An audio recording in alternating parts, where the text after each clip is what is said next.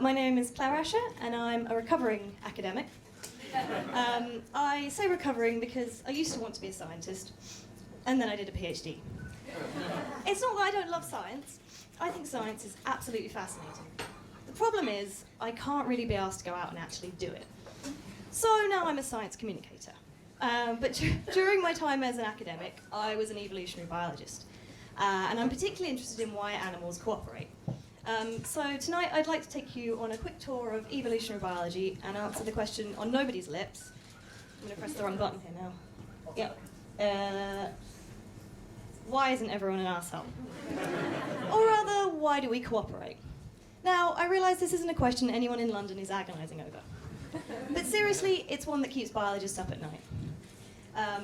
Because it's actually really quite surprising that we all get along so well. When we think about it in evolutionary terms, helping others doesn't make a lot of sense. So let's start with natural selection. Now, natural selection is the principle that underpins evolution and ecology. Although some people would suggest that the mere existence of BOB is enough to prove that humans are no longer subject to natural selection. Natural selection requires three things. Heritable variation that affects survival or, more importantly, reproduction. So here, this is really small, you might not be able to see it, but hopefully it'll work. Here, the blue individual tends to have more offspring in the next generation. And because blue and red are genetically inherited, there will be more blue individuals in each generation.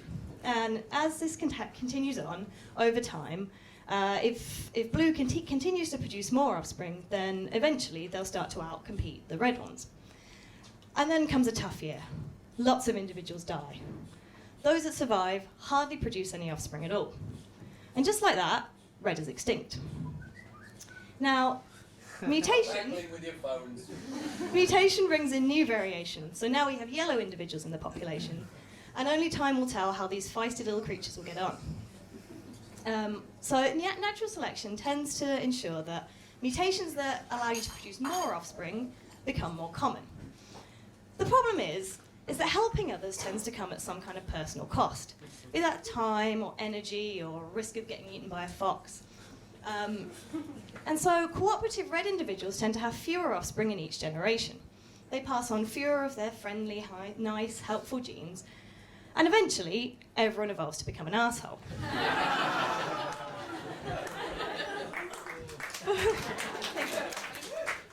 But we do see animals cooperating in nature. So how does that evolve? Well, the most common reason that animals cooperate is because they're related. And this is true for really extreme cases of altruism, like what we see in worker bees. See, when a bee stings you, it might seem like she's being an arsehole, but she's actually just sacrificing her own life to save the hive. Bees live to serve their queen, and the queen gets to decide who in the colony does what jobs, and she produces all the new workers. It's basically like fascism, except, it actually works. And the reason it works is because the insects have done some really careful calculations. Okay, so nobody panic, but the next slide I'm going to show you contains maths. But this is the sexiest equation in evolutionary biology, and it's so simple that even I can understand it. This is Hamilton's rule. And it basically says, don't be an arsehole to your relatives. Or more accurately, it says, be less of an arsehole to your relatives. Specifically, Hamilton says that you should only bother to cooperate if the benefit to your mate exceeds the cost to you. Which seems like a pretty arsehole-ish way of making decisions. If it wasn't for this other little bit here, which says that the more closely related you are to the recipient of your help, the smaller the benefit has to be for it to be worth your while. See, what Hamilton realised was that by helping your parents, your siblings, your cousins, you're also helping your own copies of your own genes that you share with your relatives. So for worker bees, the queen is their mother, which means that when they kill themselves and sting you, they're helping their siblings and their mother to reproduce. So their selfless genes still get passed on even though they die.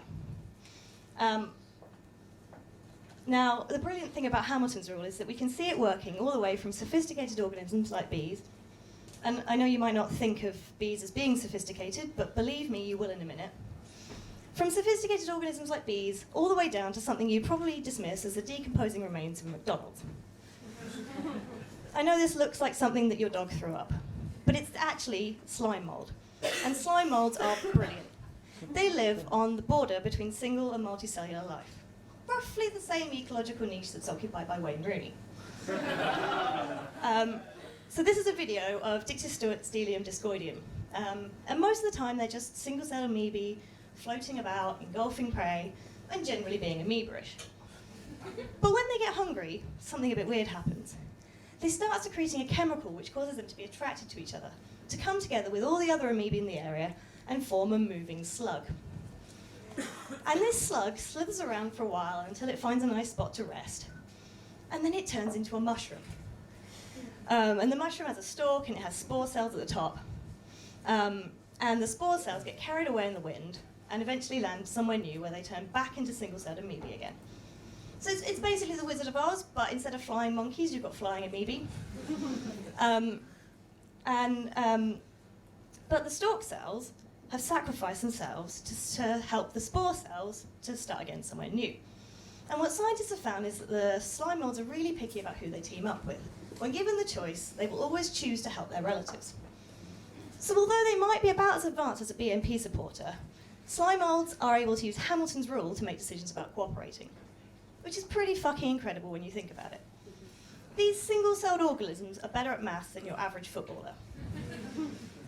So extreme cases of altruism like this are really, really hard to find in mammals, partly because our genetic system means that we tend to be less closely related to our family members than bees are to their queen. Less genetic similarity means that the benefit side of Hamilton's equation has to be bigger to make evolution evolve. But there are a few examples of mammals that show this extreme social behaviour, such like what social insects show. And they include, indisputably, the cutest mammal on Earth and the most hideous. Sorry, Steve. Which is the hideous one? You tell me, Steve, you tell me. Meerkat's disgusting. Both meerkats and mole rats cooperate because the habitat they live in is so dangerous, and they need each other to build large underground homes and to protect their offspring from predators.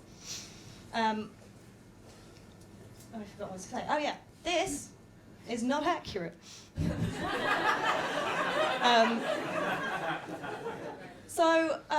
Sometimes animals will cooperate on an I'll scratch your back, you scratch my back kind of basis, known as reciprocal altruism. So, for instance, some species of bird have been documented ganging up and viciously attacking predators, giving a whole new meaning to the term Twitter mob. So, why isn't everyone an asshole? Well, some of the reasons I've mentioned already this evening could explain why humans bother to cooperate. When we evolved in small nomadic tribes, both reciprocal altruism and nepotism could have been involved. But one of the main forces driving the evolution of altruism in humans may have been reputation. A recent study found that when we donate money on Just Giving campaigns, the biggest donations are made by men when other men have donated generously, and the fundraiser is an attractive female. So ladies, if you want to know if your male friend likes you, just run a marathon and see how much he donates. That was a little sneak preview, sorry. So I said already that natural selection tends to favour organisms that breed faster, and those will tend to outcompete those that breed slower. Now I don't want to alarm anyone, but has anybody else noticed that there's one group of humans in particular that seems to be breeding faster than the rest of us? They have a shorter generation time, they have more children on average. Just for the sake of argument, let's call them Homo chavus. Now, at each generation, Homo chavus has more offspring than Homo sapiens. While the rest of the Western world is putting off kids like it's going out of fashion, each generation of chavs is getting shorter. And if we're not into breeding with the chavs, I mean, I'm not, are you? Without interbreeding, they can eventually become separate species. And given the rate that Homo chavus breeds, they could rapidly take over and outnumber us. Unless some of us, just a few of us, breed with the chavs. Swapping genes with the other population ensures that they can't become a separate species. So this is your opportunity to do the noble thing and volunteer. I'll leave a sign-up sheet at the door. Thank you very much. I've been Claire Asher. Good night.